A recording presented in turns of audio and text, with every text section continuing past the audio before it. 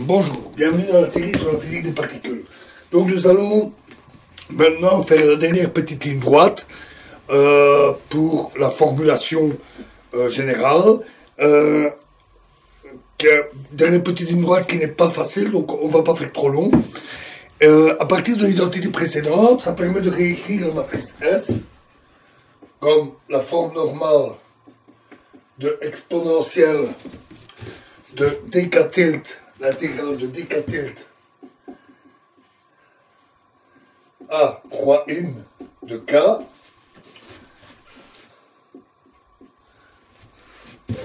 fois la dérivée delta, dérivée fonctionnelle par rapport à alpha k étant une variable auxiliaire, plus a in de k fois la dérivée par rapport à alpha bar de k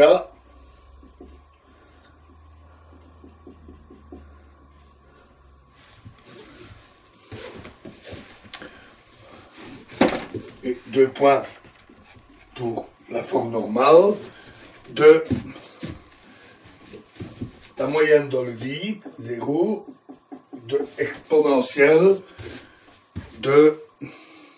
intégrale dq de k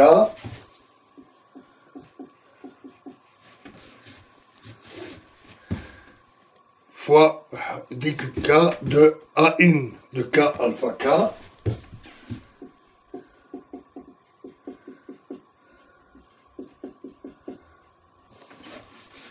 moins a croix in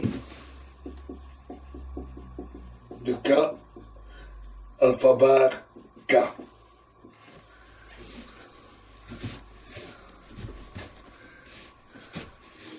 fois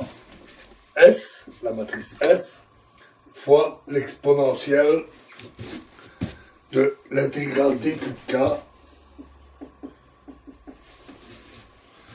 a croix in de k alpha k moins a in alpha bar de k dans le vide, dans le opposant au point alpha égale alpha bar égale 0. Dérivée prise en ces valeurs. On veut appliquer ce résultat à la formule que nous avons vue avec les champs de boson B et poser B égale à 1. Donc on a introduit une source sur le côté droit de l'équation, ce qui lui donne alors la forme simple epsilon K1 0 jusqu'à epsilon Kp 0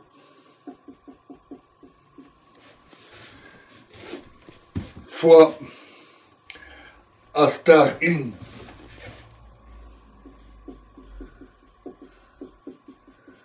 K1 virgule, donc les commutateurs emboîtés jusqu'à A star in Kp virgule S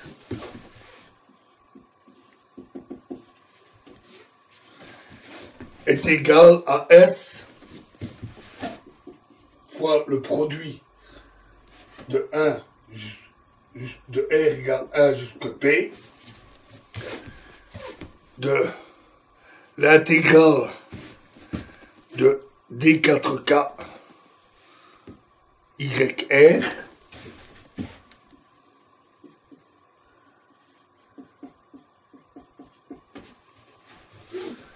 de E exposant I KR YR fois le d'Alembertien sur YR plus M carré fois la dérivée fonctionnelle par rapport à J de Y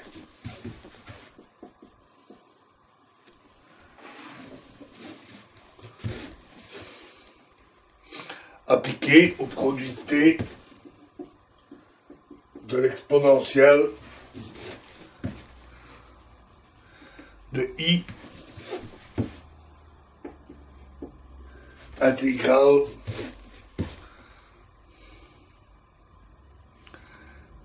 d 4x jx phi x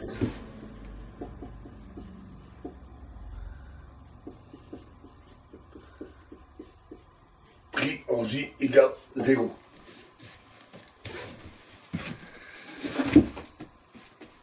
Comme le vide est stable, c'est-à-dire que S de l'état 0 donne l'état 0,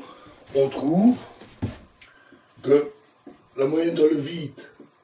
de exponentielle de d cube k a in k alpha k moins a croix in k alpha bar k fois S fois l'exponentielle de intégrale d cube k, donc c'est le terme ici, a croix in k alpha k moins a in k alpha bar k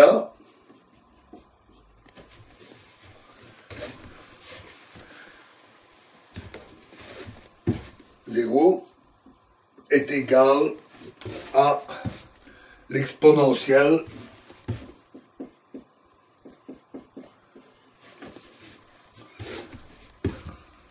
de l'intégrale de d4y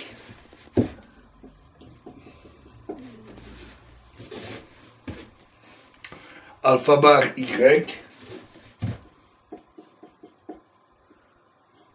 fois le d'Albertien par rapport à y plus m carré dérivé par rapport au courant, dérivé fonctionnel par rapport à j y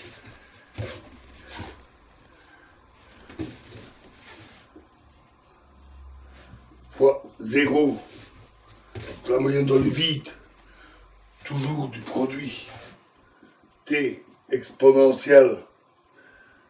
c'est le même terme que ici, intégrale d4x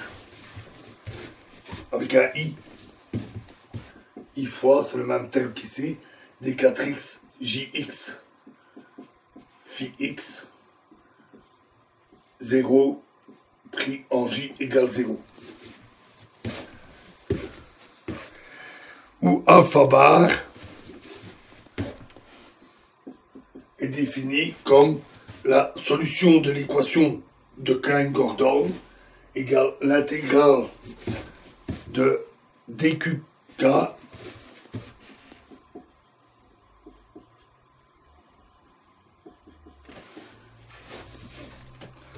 de alpha k exposant ikx plus alpha bar k, donc alpha bar de y, alpha bar k e exposant moins ik iky moins iky.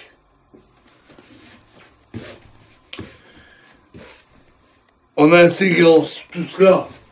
dans l'expression de la matrice S, on obtient S égale forme normale de exponentielle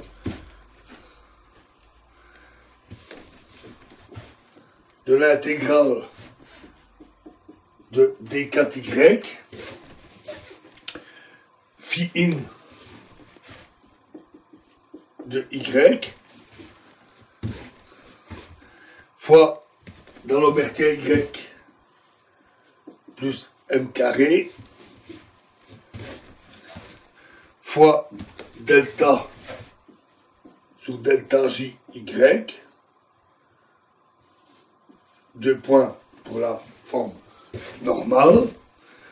fois le produit dans le vide de t exponentielle i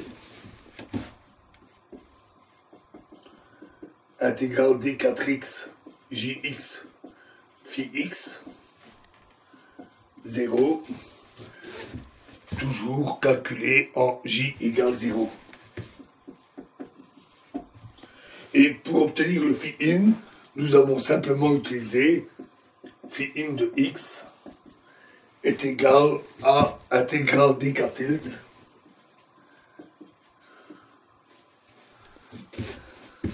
de a in k fois e exposant moins i kx plus a croix in k exposant i plus i kx. Voilà.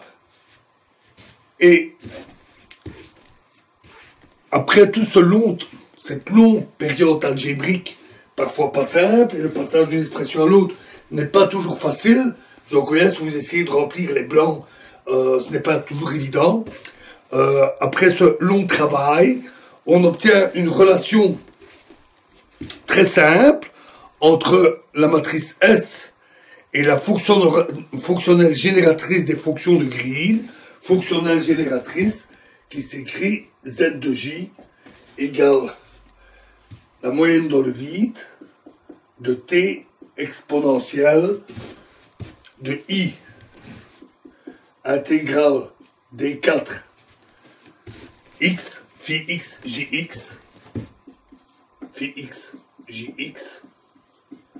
0. Donc on a une relation très simple entre S et la fonctionnelle génératrice ici.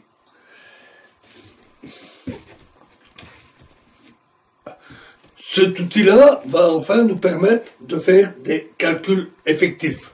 Dans les applications que nous verrons bientôt, dont l'effet Compton, nous utiliserons cette fonctionnelle génératrice pour effectuer les calculs. Il nous reste la généralisation dont nous avions parlé, et dans la prochaine vidéo, nous allons voir les changements qui doivent être apportés pour traiter le cas des fermions. Je vous remercie.